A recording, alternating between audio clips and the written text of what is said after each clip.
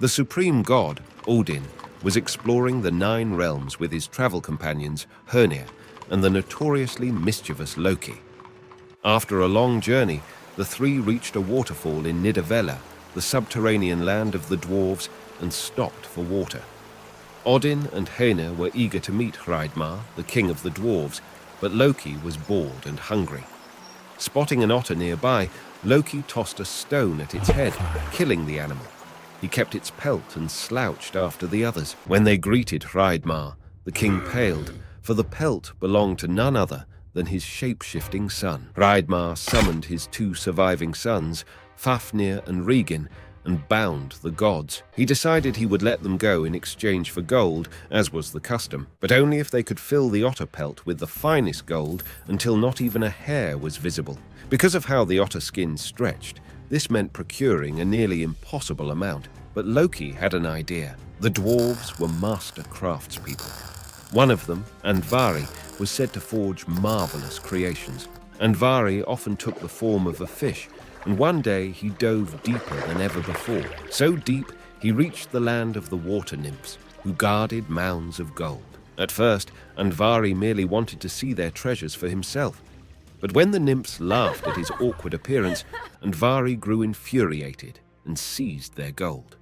With it, he crafted himself a special ring. As long as he wore it, Andvari's wealth would grow and grow. Loki saw Andvari's riches as the perfect solution to their problem. He returned to the waterfall, conjured a huge net, and extracted a wriggling fish. As Andvari squirmed, Loki jeered that he'd kill him unless he handed over his treasure. Andvari directed Loki to his lair. Satisfied with the heaps of gold he saw there, Loki freed Andvari. But a sudden glint off of one of the dwarf's fingers alerted Loki that he'd missed the most powerful treasure of all.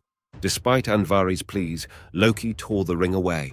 Seething, Andvari cursed the ring, declaring that it would be the doom of all its subsequent owners. Back at the palace, Andvari's gold appeared to completely cover the otter skin. But as Hreidmar inspected the pelt, he saw a single bare whisker peeking out. So, the gods relinquished the ring. As Hreidmar slipped it onto his finger, Regin shuddered at the greed in his father's eyes, while his brother, Fafnir, looked on in envy. Later, when Fafnir demanded that the king share the wealth, Hreidmar refused.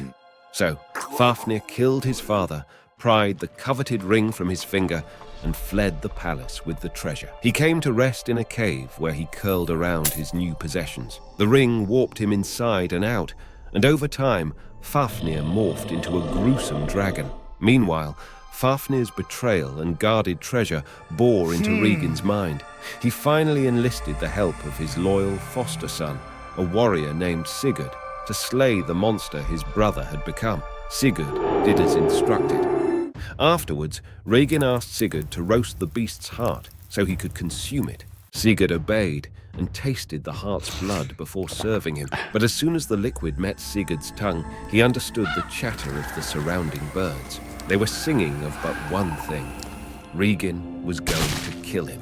So, Sigurd slayed Regin and seized the wealth for himself. This was only the beginning. Over the coming years, the ring would tear families apart, doom lovers and empower, then ultimately destroy any who had it in their possession. Andvari's curse set a vicious cycle in motion that would consume many lives and inspire some of the most influential works of the 19th and 20th centuries.